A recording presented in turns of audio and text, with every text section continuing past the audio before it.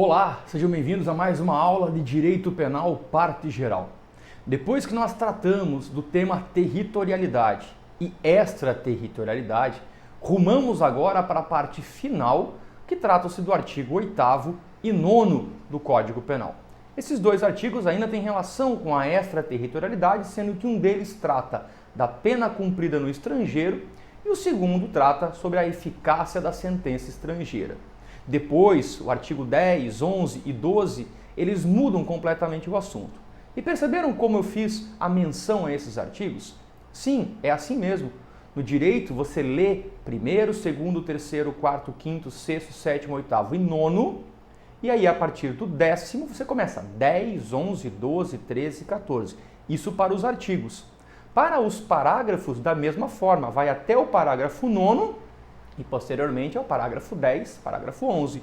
Os incisos que são em numeração romana, sempre número 1, inciso 2, inciso 3, inciso 4, inciso 5, inciso 20. E as alíneas, que são as letras A, B, C, D e assim por diante. Eu fiz esse parênteses só para ficar claro, porque como vocês, esse tema é trabalhado como um acadêmico que está entrando na faculdade de Direito, é importante você cuidar com a linguagem jurídica utilizada no direito em si, na área jurídica em si. Bom, vamos lá então para a análise do artigo 8º.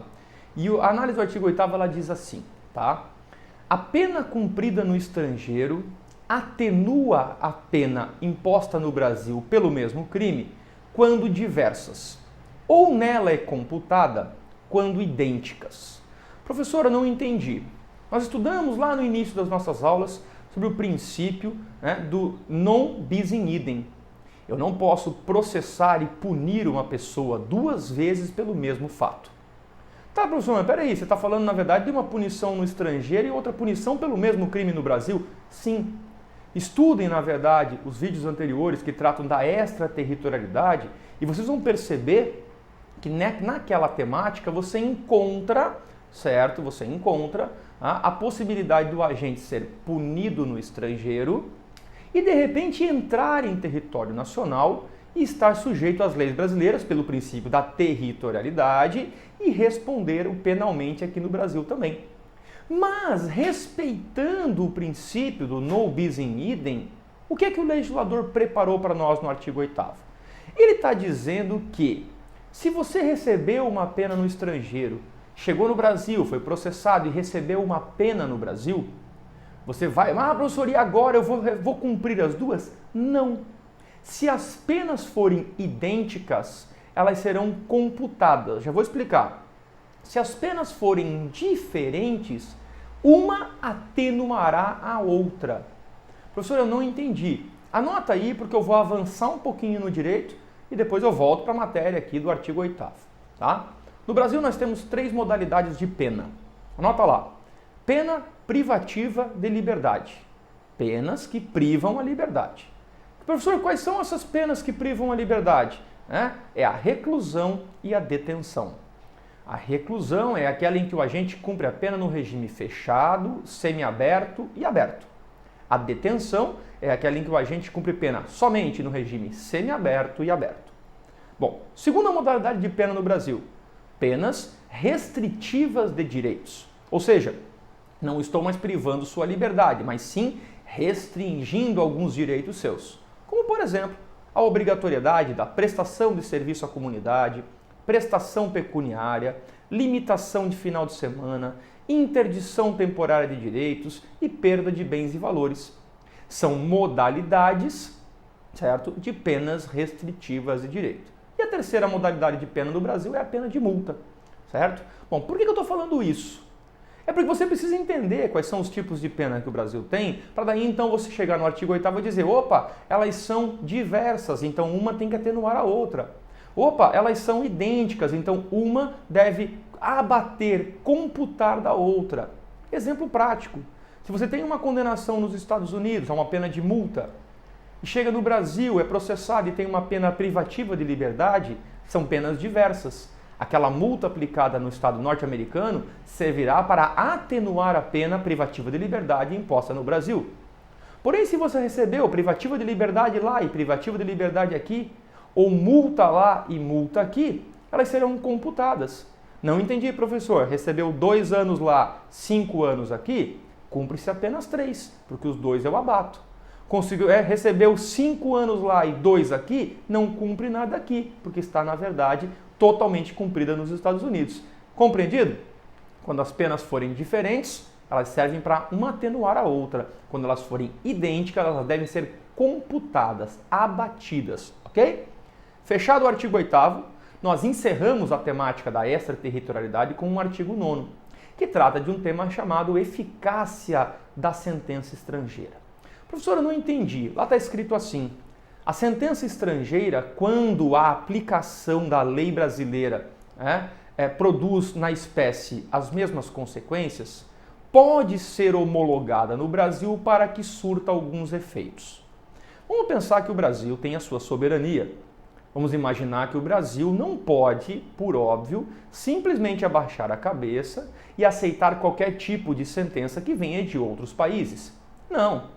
Essa sentença, ao chegar no Brasil, para que ela surta seus efeitos aqui, primeiro que a lei brasileira deve ter as mesmas consequências do que a legislação daquele outro país. E mesmo que hajam as mesmas consequências, já vou explicar isso com um exemplo, ainda assim eu preciso, na verdade, submeter essa sentença espanhola, portuguesa, alemã, italiana, americana, ao nosso Superior Tribunal de Justiça.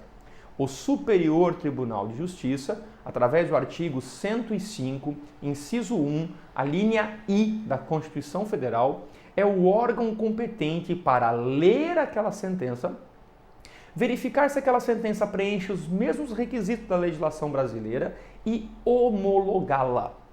Homologar significa assinar embaixo, concordar. A partir do momento que eu faço isso, aquela sentença estrangeira ganha eficácia no território nacional. Repito a leitura do caput do artigo 9º.